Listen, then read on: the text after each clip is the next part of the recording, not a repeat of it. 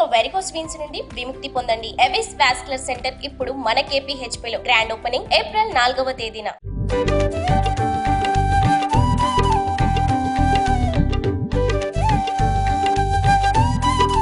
నమస్కారం, welcome to Suman TV. ప్రస్తుతం నేను ఎక్కడున్నానో తెలుసా? రాజమండ్రిలో. నేను హైదరాబాద్ నుంచి రాజమండ్రి రావడానికి కారణం ఏంటో తెలుసా? మనం నిత్యం చూస్తూ ఉంటాం కదా, యూట్యూబ్లో అలాగే ఇన్స్టాగ్రామ్లో సాంప్రదాయ వంటకాలతో అందరికీ సుపరిచితులైనటువంటి పళనిస్వామి గారి ఇంటి దగ్గర ఉన్నాం. వారు సుబ్రహ్మణ్య స్వామిని ఆరాధిస్తారన్న సంగతి అందరికీ తెలిసిందే కదా. అయితే వారు ఇంట్లోనే సుబ్రహ్మణ్య స్వామికి గుడి కట్టి మరీ ఆరాధిస్తూ ఉన్నారు.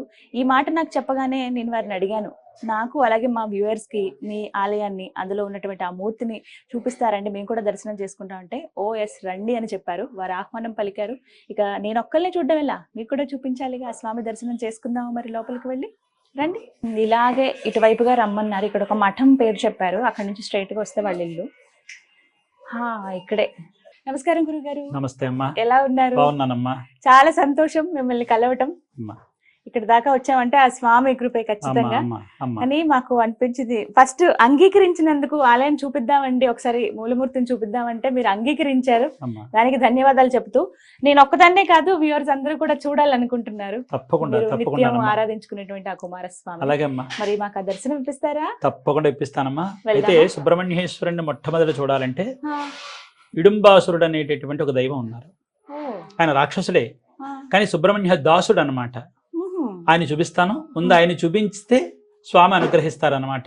అది స్వామి ఉత్తర్వులు, స్వామివారి ఉత్తర్వుల ప్రకారం ముందు ఇడుంబాసురుని చూద్దాం రండి. అంటే ముందు వారిని దర్శనం చేసుకుని మన విన్నపాలన్నీ వారికి చెప్పాలి. నాయన నాకు ఈ కష్టం వచ్చింది, లేదా నాకు ఈ కోరికతో ఉన్నాను, నాకు ఈ బాధ ఉంది, కాబట్టి నా విన్నపం ఇది అని చెప్పి ముందు ఆయన దగ్గర చెబితే ఈయన వెళ్ళి స్వామి దగ్గరకు అప్పచెప్తారనమాట కావడిలో.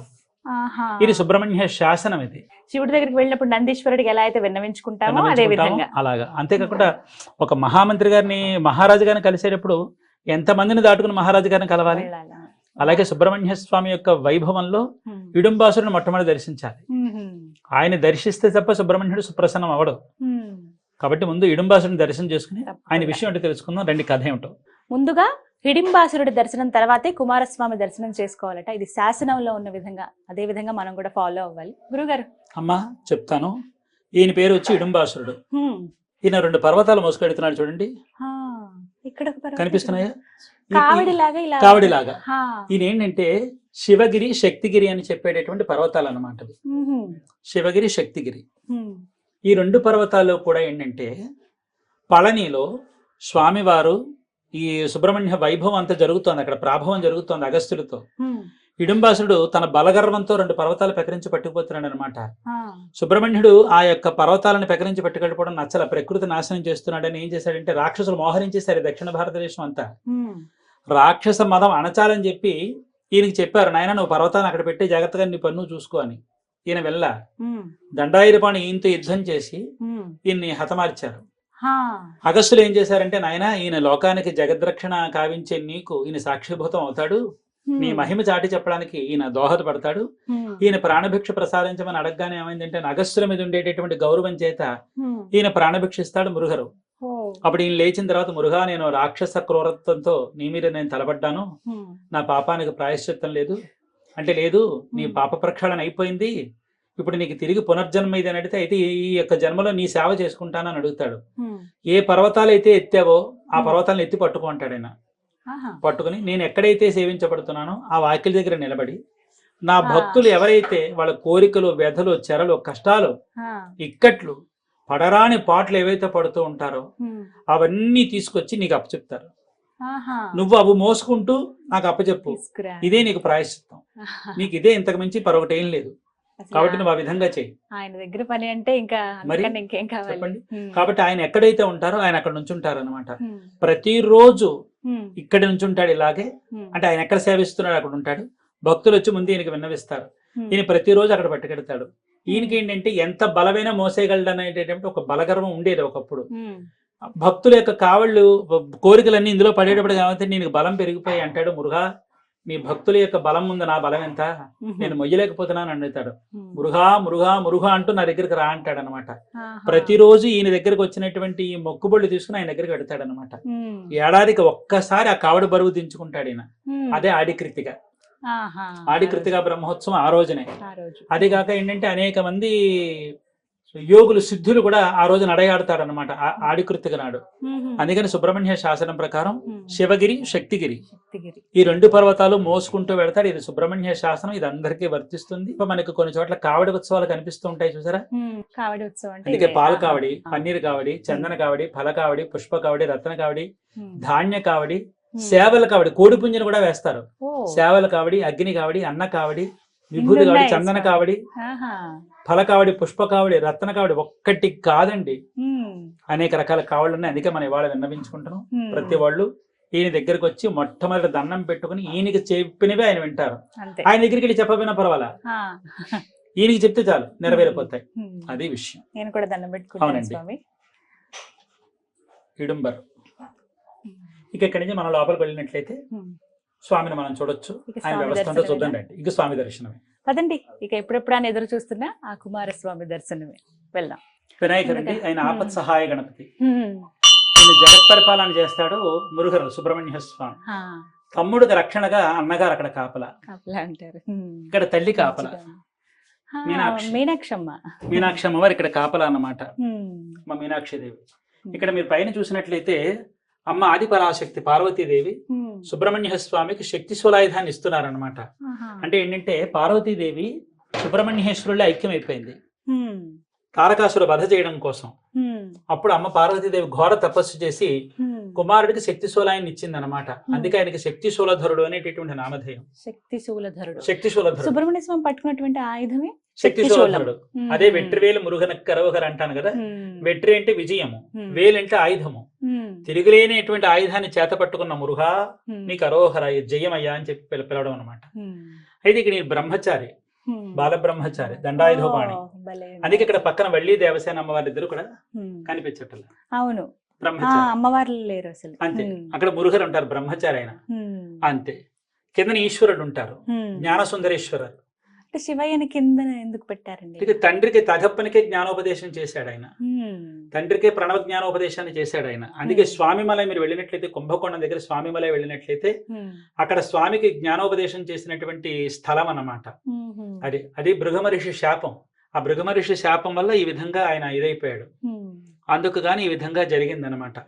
అందుకని తండ్రికి జ్ఞానోపదేశం చేశాడు కనుక ఈశ్వరుడి కిందన తండ్రిని మించిన తనయుడుగా, గురువుని మించిన శిష్యుడిగా ఆయన పైన. స్వామి ఇక్కడ బ్రహ్మచారిగా, బ్రహ్మచారి, బాలబ్రహ్మచారి, దండాయుధపాణి, చేతిలో దండము ధరించి ఉన్నాడు. మోదక దండాన్ని ధరించి బ్రహ్మచర్య స్వరూపంతో పళనియప్పన్, పళనిలో స్వామి ఎలాగుంటారో అదే మాదిరిగా ఇక్కడ ఉంటారన్నమాట. వారు మా కులదేవతగా ఇక్కడ మేము ఆరాధన చేసుకుంటూ, మేము చేసుకుంటున్న ఆరాధన 10 మందికి తెలియజెప్పేటటువంటి ప్రయత్నం చేస్తున్నాం. దండాయుధపాణి. ఇప్పుడు శక్తి శూలధరుడిగా ఇక్కడ మనకి దర్శనం స్వామి. తర్వాత ఆదిశేషుడు ఇక్కడ ఏంటంటే ఈయన సర్పరూపాలు, సర్పదేవతలకి మానవులకి కూడా అనుసంధానం చేశారు ఆయన. అది ఈ అనుసంధానం చేసినందుకు గాను కృతజ్ఞతాపూర్వకంగా ఆదిశేషుడు సమస్త సర్పదేవతలు స్వామిని వచ్చి సేవించుకోవడం అనమాట. కిందన జ్ఞాన సుందరేశ్వరమూర్తి. ఇక్కడ అగస్త్య మహాముని. ఎందుకంటే అగస్త్యులు సుబ్రహ్మణ్య ప్రాభవ వైభవాన్ని మన దక్షిణ భారతదేశానికి అందించినటువంటి వారు అనమాట. వారు ఇక్కడ ఉండిపోయారు. అసలు సుబ్రహ్మణ్యేశ్వరుడు ఎక్కడ తన స్థావరం పెట్టుకున్నాడో అని అడిగితే కనుక మన దక్షిణ భారతదేశపు భూమి ఆయన యొక్క స్థావరం అనమాట. జగత్ పరిపాలనా సింహాసనం మన దక్షిణ భారతదేశం ఇక్కడ ఉన్నాడు. ఇక్కడి నుంచి జగత్ పరిపాలన కావిస్తున్నాడు. కాబట్టి ఇప్పుడు మనం ఎవరు అడ్డాలో ఉన్నామని అడిగితే కనుక సుబ్రహ్మణ్యేశ్వరుడు అడ్డాలో ఉన్నామని చెప్పుకోవచ్చు అనమాట. పూజా కార్యక్రమాలు ఏ విధంగా చేస్తారండి? అంటే తమిళ ఆచారం ప్రకారంగా జరుగుతాయా లేకుంటే మన? అవునండి, తమిళ ఆచారం ప్రకారమే జరుగుతాయి. ఎందుకంటే నేను అక్కడి నుంచే శిక్షణ పొంది ఉన్నాను కాబట్టి నేను అక్కడ విధానం ప్రకారమే నేను ఆరాధన చేస్తూ ఉంటాను. అది మన తెలుగు వాళ్ళకు కూడా ఆరాధన కల్పం ఉందండి. ఎందుకంటే స్వామి యొక్క వైభవం ఉంది మన తెలుగు వారికి. ఆచారం అక్కడదైనా, ఆరాధన అక్కడదైనా, విధానంలో మాత్రం స్వామి ఆరాధనలో చాలా విశేషాలు ఉన్నాయండి. కాబట్టి నేను చేసేదంతా అక్కడ విధానం ప్రకారమే. స్వామి అలంకారాలైనా, ఆరాధనలైనా, ఉత్సవాలైనా అవి పురస్కరించుకునే చేస్తూ ఉంటాను అన్నమాట. అంటే ఇంట్లోనే ఇలా మందిరాన్ని ఏర్పాటు చేసుకున్నారు. ఇది ఎన్ని సంవత్సరాల నుంచి ఈ విధంగా చేస్తున్నారు? ఇది నేను ఒక 20 సంవత్సరాల నుంచి ఇంత వ్యవస్థను నేను తీసుకొచ్చానమ్మా. అప్పటి నుంచి స్వామి ఇలాగే ఉన్నారు. ఆహా. ఉన్నారమ్మా. ఇంత వ్యవస్థని నేను తీసుకుని వచ్చాను. హ్మ్. మొదట్లో ఏంటంటే స్వామి చిన్న స్వామిగా ఉండేవారు నాకు. హ్మ్. స్వామికి నేను ఆరాధన చేసుకునేవాడిని. తర్వాత ఆయన అలంకారాలు, ఆయన యొక్క ఆయనలో ఆరాధనలో ఉండేటటువంటి ఆ యొక్క నైపుణ్యాన్ని మన ప్రజలందరికీ చూపించాలి. హ్మ్. ఆ వైభవాన్ని అందరూ తిలకించాలని దృష్టి చేసి తర్వాత ఈ వ్యవస్థ అంతా నడిపించి ఒక 20 సంవత్సరాల నుంచి నడిపిస్తున్నాను. హ్మ్. స్వామి ప్రభ అంతవరకు చాలా మంది అందుకున్నారు. కరోనా ముందు వరకు కూడా కొంచెం Hmm. అందరికి ఇబ్బంది రావటం వల్ల తగ్గింది, కానీ అంత ముందు వరకు కూడా అంతా వచ్చి చేశారనమాట. హ్మ్. భక్తులు నిరంతరం వస్తూ ఉంటారండి ప్రతినిత్యం పూజ? నిరంతరం కాదు, కానీ అప్పుడప్పుడు అడపాదడపాగా వస్తూ ఉంటారు. అంతకుముందు చెప్పాను కదండి, కరోనా వరకు కూడా అందరూ వచ్చేవారు. హ్మ్. కరోనా ముందు వరకు కూడా అందరూ వచ్చేవారు, ఖాళీ ఉండేది కాదు. హ్మ్. తర్వాత కొంచెం తగ్గింది. హ్మ్. అందువల్ల నేను కూడా ఇంకా కొంచెం వ్యవస్థలో ఉన్నాను, వృత్తిపరమైన వ్యవస్థలో ఉన్నాను, హ్మ్. నడుస్తుంది కనుక ఇంకా నేను వచ్చిన వాళ్ళకి దర్శనం చేయించడం, హ్మ్. లేనప్పుడు మామూలుగా మా ఆరాధన మేము చేసుకుంటూ వెళ్ళిపోతూ ఉంటాం. ప్రతినిత్యం పూజాది కార్యక్రమాలు ఉంటాయండి? జరుగుతాయమ్మా. ప్రతినిత్యం మా పూజా కార్యక్రమాలు, అనుష్ఠానాలు, పూజలు. అభిషేకం ఎప్పుడు ఉంటుంది? అభిషేకాలు ప్రతినిత్యం స్వామికి మేము పాలాభిషేకం అది చేసుకుంటాం. హ్మ్. ప్రత్యేక అభిషేకాలు కొన్ని రోజులు ఉంటాయి. ఒక అమావాస్య అనగా, హ్మ్. కృత్తిక, షష్ఠి, హ్మ్.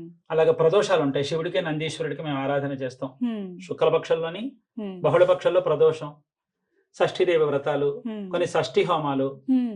శత్రు సంహార హోమాలు ఇవన్నీ చేస్తూ ఉంటాం స్వామికి. హ్మ్. ఆ సందర్భంలో మాకు మేముగా చేసేసుకుంటూ ఉంటాం. హ్మ్. ఎవరైనా వచ్చి మేము తిలకిస్తామంటే అన్నారనుకోండి, అప్పుడు మా సందర్భాన్ని బట్టి వాళ్ళతో మేము ఆరాధన సమయంలో ప్రత్యేకించి స్వామివారికి ఎటువంటి నైవేద్యం సమర్పిస్తారండి? సుబ్రహ్మణ్య ప్రధానంగా నైవేద్యం అంటే కనుక గంజి. మ్మ్.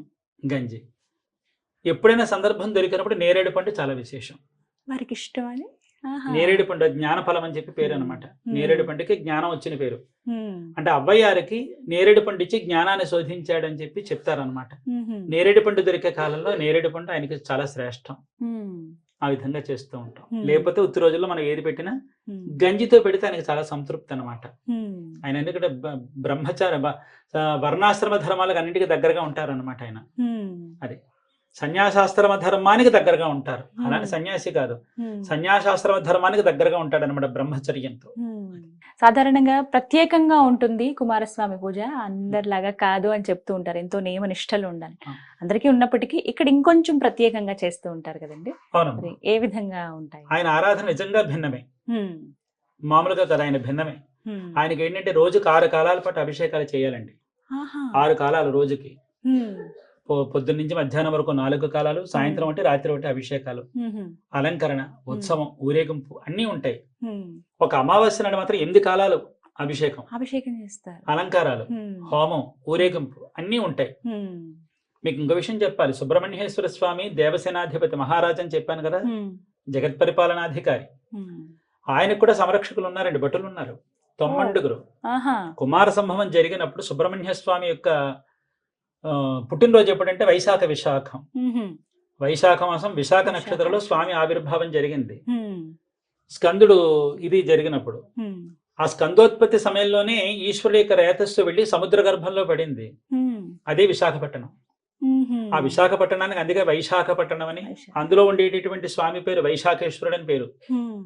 జగత్ప్రళయం అవుతున్నప్పుడు ఆ వైశాఖేశ్వరుడు సముద్ర గర్భం నుంచి పైకి వస్తాడని చెప్పి చెప్తారనమాట. మ్మ్. అందుకే ఆయనకి జగత్ప్రళయ సాక్షి అనే నామధేయంలో ఒకటి ఉంది. మ్మ్.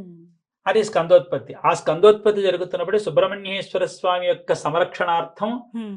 9 మహాశక్తులు ఆవిర్భవించబడ్డారు. మ్మ్. వాళ్ళ అంగరక్షకులు అనమాట. మ్మ్. ఆయన వారి పేరు చుట్టూ ఏంటంటే ఉంటారు. ఉంటారు సెక్యూరిటీ.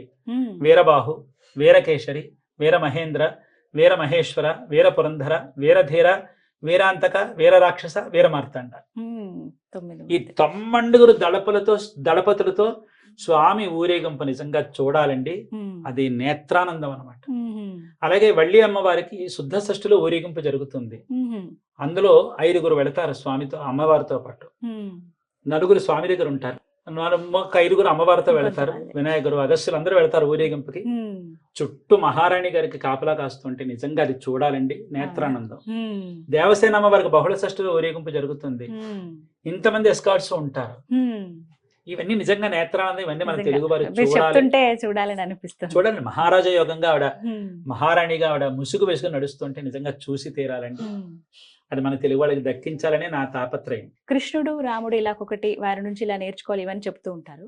కుమారస్వామి నుంచి ఏం నేర్చుకోవాలి? వారి తత్వం ఏం చెబుతోందండి అసలు? నిబద్ధత. నిబద్ధత అనమాట. మనం అన్నామని ఒప్పుకోవాలి, అనలేదా అనలేదు, అన్నామంటే అన్నామని నిబద్ధతతో ఉండాలన్నమాట. రెండోది మాట మీద నిలబడిపోగలగాలి, మాట మీద నిలబడగలగాలి. అబద్ధం ఆడు, నీ అబద్ధంతో ఎరటవాళ్ళని పతనం చెయ్యకు, ఎరటవాళ్ళ బ్రతుకులతో ఆడుకోకు. ఇలాంటివన్నీ ఆయన దగ్గర కొన్ని నియమాలు ఉన్నాయండి. అందుకే అంటారు స్కందగురు కవచంలో సత్యం వేరల్ల స్కందగురు వేరల్ల, స్కందగురు వేరల్ల సత్యం వేరల్ల, స్కందగురువే సత్యం సత్యమే స్కందగురు, సత్యమాన దైవం సుబ్రహ్మణ్య గురునాథన్ సందేహమిల్లామలి ఇది సత్యమై నంబిడువై. ఇప్పటికి అర్థమైపోయింది మీకు. సత్యం అంటే వేరు, సుబ్రహ్మణ్యుడు కాదు, సుబ్రహ్మణ్యం వేరు కాదు. సుబ్రహ్మణ్యుడు అంటే సత్యమే, సత్యమే సుబ్రహ్మణ్యం. సత్యాన్ని నువ్వు నమ్ము, భగవంతుడు నిన్ను ఎక్కడికో తీసుకుపోతాడు. వస్తాయి ఇక్కట్లు వస్తాయి, వస్తే వచ్చేలే, నేనున్నానుగా నీకెందుకు అంట. మరి ఇన్నేళ్ల పాటు మీరు సేవిస్తూ ఉన్నారు, మీకు కలిగినటువంటి నిదర్శనాలు కూడా ప్రేక్షకులతో పంచు. తప్పకుండా చెప్తానండి. ఎందుకంటే సుబ్రహ్మణ్య ఆరాధన అనేటటువంటిది ఒక రకంగా చెప్పాలంటే సులభమే, చాలా సులభం అన్నమాట. ఏమి మనం ప్రయాసపడక్కల్లా. ఆయన దగ్గర మనకు కావాల్సింది ఏంటంటే మురుగా నాకు నువ్వు తప్ప వేరే గతి లేదు, నాకు నువ్వే ఆధారం అంటే ఇలా కరిగిపోతాడు ఆయన. ఆయన అనుకుంటారు ఆయన ఆరాధన చేస్తే ఆయనకి మనం ఏదైనా అనాచారం చేసినా ఏదైతే చేస్తే కోపం వస్తుందేమో, ఈ నివేదన పెట్టాలమో, ఇలా పెట్టకపోతే ఆయన కోపం. అవి ఏమీ కాదండి. తెలిసిందా తెలిసిన వాళ్ళు తెలిసినట్టు చేసుకుంటారు, తెలియదా తెలియని వాళ్ళు తెలియనట్టు చేసుకుంటారు. నువ్వు ఎలా చేసుకున్నా నేను పిలిస్తే పలుకుతానంటున్నాడు ఆయన. నువ్వు పిలువు, నేను పలుకుతా, నువ్వెవరైనా నాకు అనవసరం. అరుణగిరినాథర్ గురించి చెప్పాలంటే బోళ్ళంత వ్యవస్థ ఉంది. ఆయనది అసలు విలాసవంతమైన జీవితం, భక్తితరమైన జీవితం కాదు. అలాంటి వాడిని కూడా ఆయన కాచి కాపాడారు ఆయన. కాబట్టి నువ్వు ఏదైనా కానీ, నువ్వు ఏం పాపం చేసినా, నువ్వు ఎలాంటి పుణ్యం చేసినా, ఏం చేసినా అవన్నీ నాకు వద్దు, నువ్వు మురుగా నాకు నువ్వే కావాలి తండ్రి, నన్ను రక్షించంటే తండ్రి పాశంతో పరిగెట్టుకొచ్చి నేను కాపాడుతానని అంటారు. కాపాడిన వాడికి తెలియదండి ఎవరిని ఏ విధంగా నడిపించాలో, ఆ విధంగా నడిపిస్తారు. ఏమి భయపడక్కర్లేదు, ఏమి బెదిరిపోక్కర్లేదు. ఆయన మనల్ని కోపం చేసేసి మన మీద ఏదో చేస్తాడని అపోహ పెట్టుకోకండి. చక్కగా తెలిసిన వాళ్ళు తెలిసినట్టుగా, తెలియని వాళ్ళు తెలియనట్టుగా ఆయన పిలవండి, పలుకుతారు. ఇక్కడే ఆరాధన అంతా ఇక్కడే జరుగుతుంది కదండి, పూజ అంతా ఇక్కడే. ఇక్కడ ఇదేంటండి? ఇదేంటంటే బావి అండి. బావినా? బావి, చిన్న బావి కింద మేము ఇక్కడ ఏర్పాటు చేస్తామన్నమాట. ఇది ఇందులో మేము ఏం చేస్తామంటే ఈ విధంగా నీళ్లు అది వేసేస్తాం. ఎప్పుడు అమావాస్య రోజున నీళ్లు పోస్తాం. స్వామి ఏంటంటే అమావాస్య రోజున స్వామి సంచారానికి వెళతారు. ఎందుకని? లక్ష్మీ సంరక్షణార్థం. గ్రామంలో దుష్టశక్తులు ఏమీ కూడా మోహరించకుండా, దుష్టశక్తులు దూరంగా ఉండి ఎవరిని మోహరించకుండా, ఏ ఇంటికి అరిష్టము దరిద్రము లేకుండా, ఏ ఇంటికి పీడ పట్టకుండా, ఎవరికైనా ఏదైనా దుష్టకార్యాలు చేస్తారు చూడండి, అభిచారిక కర్మలు అంటారు, అలాంటివి ఏమైనా చేసినట్లయితే ఆ వాట్ల పీడ నుంచి పోగొట్టడం కోసం, తాను ఎక్కడ పరిపాలన చేస్తున్నాడో అక్కడ ప్రజల్ని సంరక్షిస్తూ ఉండడం కోసం అమావాస్య రోజున స్వామికి ఊరేగింపు జరుగుతుంది. ఊరేగింపు జరిగిన తర్వాత స్వామి దుష్టశక్తులతో పోరాడుతూ ఉంటారు. ఆ పోరాడేటప్పుడు ఆ దుష్టశక్తుల యొక్క స్పర్శ ఈయనకి తగిలి ఈయనకి కాస్త కొంచెం ఉగ్రంగా ఉంటుంది అన్నమాట. వాళ్ళ రక్త బిందువులు కానీ, లేదా వాళ్ళ యొక్క చెమట బిందువులు కానీ, వాళ్ళ స్పర్శ కానీ స్వామికి నచ్చదు అనమాట. ఆ యుద్ధం చేసినప్పుడు స్వామి అలసిపోతారు, ఆయనతో పాటు ఆయన అస్త్రశస్త్రాలు కూడా అలసిపోతాయి అనమాట. ఆ ఊరేగింపు అంతా అయిన తర్వాత ఏం చేస్తామంటే, ఆ రాత్రి కూడా ఆరాధన అయిన తర్వాత ఆయన ఆయుధాలన్నీ తీసుకొచ్చి ఇక్కడ బావి పెట్టాం కదా, ఈ బావిలో వేసేస్తాం అనమాట. అంటే ఇలా నిలబెడితే ఆయన యుద్ధానికి సిద్ధమైనట్టు, బోర్లించి పెడితే ఆ యుద్ధం పరిసమాప్తి అయ్యి ఆయన శాంతించినట్టు. ఆ విధంగా వేసేస్తాం.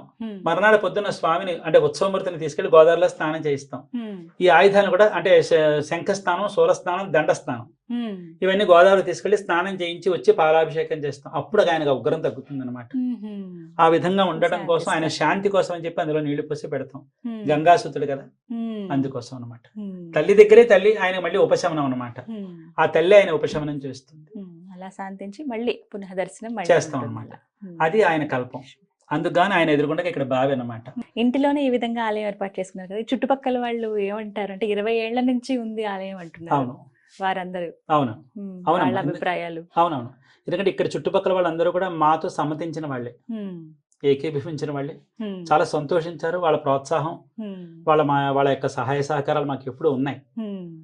చాలా ఉందన్నమాట. రెండు మేము ఏదైనా చేస్తున్నామని అందరూ వస్తారు, చూస్తారు. చాలా బాగా వాళ్ళందరూ ఉంటారు. రెండోది చెప్పాను కదండి, నా కోరిక ఏంటంటే నాకు తెలుస్తున్నది ఏదో సుబ్రహ్మణ్య స్వామి వైభవాన్ని మన తెలుగు వాళ్ళకి దక్కించాలి, నేను తృప్తిగా ఉండాలి. అరే నేను తెలుగునాట ఉన్నాను, మనకి అక్కడ పళనిలో ఉన్నట్టుగా ఇక్కడ లేదే అనేటువంటి నా బాధ పోవాలి. నేను అనుభవిస్తున్న ఆనందం 10 మందికి పంచాలి. అంటే అచ్చం పళనిలో సుబ్రహ్మణ్య స్వామి ఏ విధంగా అయితే ఉంటారో అదే విధంగా అదే విధంగా ఉన్నారు ఇక్కడ అయ్యవారు, విగ్రహం. ఇదే విధంగా ఉన్నారు. ఉమ్. ఈయనకి నేను పలు అలంకారాలు చేస్తాను, ఆహా. పలు ఊరేగింపులు చేస్తాను, ఉత్సవాలు చేస్తాను, ఎన్నో అలంకారాలు చేస్తా. సంవత్సరం పొడవునా ఏవో ఒకటి ఉంటూనే ఉంటాయి. సంవత్సరం పొడుగునా ఉంటే మాసానికి బోల్డ్, ప్రతి మాసం కూడా బోల్డ్ ఉంటాయి. ఆ విధంగా చేస్తూ ఉంటాను. మరి నాకు ఉన్నదము ఇది చిన్న, చూసారుగా ఈ స్థలం అంతా, ఇదే స్థలం. నా కోరిక తీరాలి. నాకు పెద్ద పెద్ద స్థలాలు పెద్ద పెద్ద ఇవే నాకేమీ లేవు, ఉన్నది ఇదే. నా చిన్న కోరిక ఎందుకు చంపుకోవాలండి చెప్పండి. అందరికీ నాకు తెలుసున్నంత అందరికీ కూడా స్వామి వైభవాన్ని అందిస్తున్నాను. మీకు ఇందాక మీకు చెప్పినట్టుగా ఈ చుట్టుపక్కల వాళ్ళందరూ ఒక పండగ అనమాట. ఇక్కడ మనం ఏదైనా చేస్తామంటే వాళ్ళ ఇంట్లో పండగ. నిజంగా వల్లి కళ్యాణం జరుగుతుందండి. ఇప్పుడు అయిపోయింది, మొన్న అయిపోయింది. ఆ వల్లి కళ్యాణం కోయవారి సాంప్రదాయంలో జరుగుతుంది. నిజంగా ఇక్కడ 15 రోజుల పాటు కోలాహలం అండి. ప్రతి ఇంటికి మామిడి తోరణం ఉంటుంది అనమాట. మా చుట్టుపక్కల ప్రతి ఇంటికి మామిడి తోరణం ఉంటుంది. ఆ 15 రోజుల పాటు వాళ్ళ ఇంట్లో పండగ అన్నమాట. అంత కోలాహలంగా జరుగుతుంది. అందరూ ప్రశంసించేటటువంటి ప్రదేశంలో ఉండడం కూడా భగవంతుడు ఇచ్చిన భాగ్యమని భావించాలి. ఆయన కృప అంత కృప. గోదావరి తీరాన్న. అవును, ఇది ఒకటి చెప్పాలి. పక్కనే ఇంకా గోదావరి, కొంచెం లోపలికి వస్తే అయ్యగారి ఇంటి దగ్గరికి వస్తాము. మనం ఇంకొక వైపు ఎడం పక్కగా చూస్తేనేమో అటువైపు మొత్తం గోదావరి అంతా కనబడుతుంది. కుడివైపుగా వస్తే పళనిస్వామి గారి ఇల్లు. అవునమ్మా, గోదావరి తీరాన్ని. ఇది ఒక భాగ్యం, నిజంగా అదృష్టం అది. అవునమ్మా. చక్కగా స్వామి అసలు ఇంట్లోనే ఇలా కొలువై ఉన్నారంటే ఒక మాట అడుగుతాను. అంటే కుమారస్వామి అనగానే సుబ్రహ్మణ్య స్వామి అని అంటారు. సర్పరూపంలో ఆయన ఏదో ఒక రకంగా నిదర్శనాలు ఇస్తూ కనపడుతూ ఉంటారని చెప్తారు. అలా ఎప్పుడైనా మీకు అనుభవం ఉందా అండి? ఉందండి, చాలా అనుభవాలు ఉన్నాయి. సర్పరూపంలో స్వామి మాకు కనిపించినటువంటి తార్కాణాలు అనేకం ఉన్నాయి. నా వివాహం అయిన తర్వాత కూడా అది ఉన్నాయి. ఎందుకు ఈ ఇల్లు కొనుక్కున్నప్పుడే సర్పరూపంలోనే ఇక్కడ సుబ్రహ్మణ్యుడు రావడం జరిగింది. సర్పరూపంలోనే మేము 10 రోజులు ఇంట్లో లేము. మాకు అప్పుడు ఏంటంటే ఇదంతా కూడాను, ఇప్పుడంటే ఇదంతా బాగా నిర్మాణం అయింది, కానీ అప్పట్లో గోదావరి దగ్గర అంతా నిర్మాణం, అన్ని పాములు ఉండేవి ఎక్కువ. ఏ సందర్భంలో మరి వచ్చిందో మొత్తం తెలియగానే ఇంట్లో పాము వచ్చింది. అప్పుడు ఏం చేస్తారు, భయపడ్డాను నేను. ఇదేం చుట్టుపక్కల అన్ని ఇల్లు కొనుక్కొని కొత్త పాము వచ్చింది. ఎవరినైనా పిలిచానా, వాళ్ళు ఏదైనా చేశారా, అది నాకు భయం. తిరిగి ఒక శాపం. అందులో ఏంటంటే మా ఇంట్లో మా నాన్నగారు వాళ్ళు ఒప్పుకునేవారు కాదు. ఏం చేయాలో నాకు అర్థం కాక దండం పెట్టుకుని నాయన అని చెప్పి తీసుకొచ్చి సంచిలో వేసేసి ఆ సంచిలో వేసి, ఏ ధైర్యం వచ్చిందో తెలియదు కానీ అది తీసుకొచ్చి సంచిలో వేసిన ఆయన, నువ్వు వస్తే బాలుడుగా రా తప్ప ఇలా సర్పరూపంలో రాక నాయన వేరే మాట వరుస అన్నా. ఆ మాట వరుస నిరూపణ చేశాడు. ఆ తర్వాత ఇలా విగ్రహం అంతే అంతే. ఆ తర్వాతనే ఇది తీసుకొచ్చేటట్టు గోదావరి దగ్గర వేసేసా. ఈ సర్పాన్ని తీసుకెళ్తే అక్కడ వేసేసి దండం పెట్టేసుకుని, నీ వల్ల మాకు హాని ఉండకూడదు, మా వల్ల నీకు హాని ఉండకూడదు నాయన, నువ్వు వెళ్ళిపో జాగ్రత్తగా అని చెప్పి దండం పెట్టుకుని వచ్చేసా. ఆ క్షణాన్ని మరి ఆ ముట్టుకోవడానికి పట్టుకోవడానికి ఏం ధైర్యం వచ్చిందో నాకు తెలియదు. గత్యంతరం లేదు నాకు. జాగ్రత్తగా అయిపోయింది. ఆ తర్వాత ఇవో వ్యవస్థ అంతా ఎలా నడిచింది. మళ్ళీ ఇంకా అప్పటి నుంచి మళ్ళీ సర్పాలు రావడం చేయడం చంద్రం ఏమీ లేదు. అసలు స్వామి అయితే చాలా అందంగా ఉన్నారండి. ఇలా పలు అలంకారాలు చేస్తా, పలు సందర్భాలు. చందనం చేస్తానండి. చందన కాపు అంటారు, విభూతి వేస్తే విభూతి కాపు అంటారు, చందన కాపు అంటారు. ఇలా పలు రకాల అలంకారాలు చేస్తాను. కోయివాడిగా అలంకరణ చేస్తాను. వల్లి అమ్మని కోయివారుగా పెళ్లి చేసుకున్నాడు కదా, కోయివారి సాంప్రదాయాలు అది చేస్తాను. వైదిక అలంకారం చేస్తాను, మహారాజు అలంకారం చేస్తాను, పుష్పబాలను అలంకరణ చేస్తాను. తర్వాత అలాగే కౌపీనధారిగా బాలబ్రహ్మచారిగా చేస్తాను. తర్వాత ఆయన ఒక సందర్భంలో బౌద్ధ విద్యార్థిగా కూడా అవతారం ఎత్తారు. ఆయన కుమారుల భట్టు అని ఆ అవతారం కూడా వేస్తాను. స్వామి చెప్పాలి చేస్తా. ప్రతినిత్యం పండగే ఉంటుందండి. అంతేనండి, చాలా విశేషం అండి. ఆయన తత్వం ఇంత అంత అని చెప్పడం లేదండి. చాలా మంది మన తెలుగు వారు తెలుసుకోవాల్సినటువంటి అంశాలు చాలా ఉన్నాయి, ఒకటి కాదు. ఇంకా ఎంతో మంది నేర్పడానికి చాలా సిద్ధంగా ఉన్నారు. మన తెలుగు వారు అందరికీ కూడా స్వామి గురించి చెప్పాలని ఎందరో మహానుభావులు ప్రయత్నం చేస్తున్నారు. వాళ్ళతో పాటు నాదో చిన్న ప్రయత్నం. చాలా సంతోషం అండి. ప్రతినిత్యం మీరు ఆరాధిస్తారని మీ వీడియోస్ ద్వారా మాకు తెలిసింది. కానీ అంటే ఇంట్లో మామూలుగా చిన్నగా పీఠం ఏర్పాటు చేసుకుని అలా అనుకున్నాం, కానీ ఇలా ఇంట్లోనే ఒక మందిరం ఉంది అన్న సంగతి మాత్రం మాకు ఇప్పుడే తెలిసింది. చాలా మంది చూసి ఆ రకంగానైనా వాళ్ళు దర్శించుకుంటారు స్వామిని. ఆయన కృప ఎప్పుడు ఉండాలి మీ పైన, అందరి పైన. మా నాన్నగారు కోరిక అండి. మా నాన్నగారు పాపం ఇవన్నీ చెయ్యాలి చెందాలని ఆశతో ఉండేవారు నాన్న. వారికి ఆశ తీరలేదు, నాన్న వెళ్ళిపోయారు. నేను కూడా ఇలా చేస్తానని అనుకోలేదు. మా నాన్నగారు ఆశీర్వచనమనే భావిస్తున్నాను. చాలా సంతోషం అండి. మాకు అంటే అనుమతి ఇచ్చినందుకు, ఇలా స్వామిని చూపించేటువంటి అనుమతి ఇచ్చినందుకు చాలా సంతోషం రావటం. ఎందుకంటే నా కోరిక కూడా అదేనండి. ఎందుకంటే ఇది 10 మందికి చెప్పడానికి ఈ రోజు నాకు ఈ అవకాశం వచ్చింది. స్వామి ప్రభ నలుగురికి అందడానికి అవకాశం వచ్చింది. ఒకప్పుడు నాకు ఈ మాధ్యమంలో తెలియదండి, నాకు కించిత్ నాకు పరిజ్ఞానం లేదు అందులో. ఇప్పుడు నాకు వచ్చింది. భగవంతుడు నా యొక్క కోరిక మన్నించి మిమ్మల్ని అందరినీ పంపించాడని భావిస్తున్నాను. హ్మ్. కాబట్టి మీరందరూ కూడా నాకు భగవత్ స్వరూపమే. హ్మ్. చాలా సంతోషం అండి. మంచిదమ్మా, ధన్యవాదాలు. గుణమల్లేశ్వర. చూసారుగా, చాలా చాలా సంతోషం అనిపించింది. మనందరికీ సుపరిచితులే, ప్రత్యేకంగా పరిచయం చేయాలి, వీరి గురించి చెప్పాలి అని అవసరం లేదండి. పళనిస్వామి గారు ఆయన మాటలు కానీ, ప్రత్యేకించి వారు చేసేటువంటి వంటలు ఎంతమందికి ఇష్టం, మీ అందరిలో నాకు కూడా ఇష్టమే, నేను నేర్చుకున్నాను అలా. అయితే అందులో వారు చెప్పేటువంటి మాటలు కానీ, వారు ప్రతినిత్యం సుబ్రహ్మణ్య స్వామిని ఆరాధిస్తున్నారని చెప్పినప్పుడు నేను నార్మల్గానే అనుకున్నాను, అంటే పీఠం పెట్టి ఇంట్లో పూజించుకున్నాను. కానీ ఇక్కడికి వచ్చి చూస్తే అర్థమైందండి ఎంత సుందరంగా ఉన్నారో తెలుసా స్వామి. అయితే అక్కడి నుంచి నాకు ఆసక్తిగా ఉంది, ఎలా ఉంటారో చూద్దాం అని. చిన్నప్పటి నుంచి ఇష్టమే సుబ్రహ్మణ్య స్వామి అంటే, కానీ ఈ రూపంలో ఇక్కడ ఇలా చూడడం, పళనిలో ఏ విధంగా అయితే స్వామి ఉంటారో అదే విధంగా ఇక్కడ మూర్తి ఉంటారండి. మీరు కూడా ఒకవేళ మీ సబ్స్క్రైబర్స్ ఎవరైనా వస్తే స్వామి వారికి అవకాశం ఇవ్వండి, దర్శించుకునే అవకాశం. అదైతే చెప్తున్నాను. తప్పకుండా. ఎవరికైనా వీలుంటే కనుక రండి, ఇక్కడ సుబ్రహ్మణ్య స్వామి దర్శించుకోండి. పళనిలో ఏ విధంగా ఉన్నారో అదే విధంగా ఇక్కడ మూర్తి మనకు కనిపిస్తారు. చాలా సంతోషం. మీ అందరికీ కూడా సుబ్రహ్మణ్య స్వామి యొక్క వైభవాన్ని అందించడానికి నా వంతు ప్రయత్నం నేను చేస్తూనే ఉంటాను. ఎల్లప్పుడూ మీ అందరి మధ్యన ఉంటాను. నేల విడిచి సాము చేయను, మిమ్మల్ని విడిచి ఎక్కడికి పోను. సరేనా? ఆ మాటలు చాలు. ఇదండి ఇవాళ వీడియో. నమస్కారం.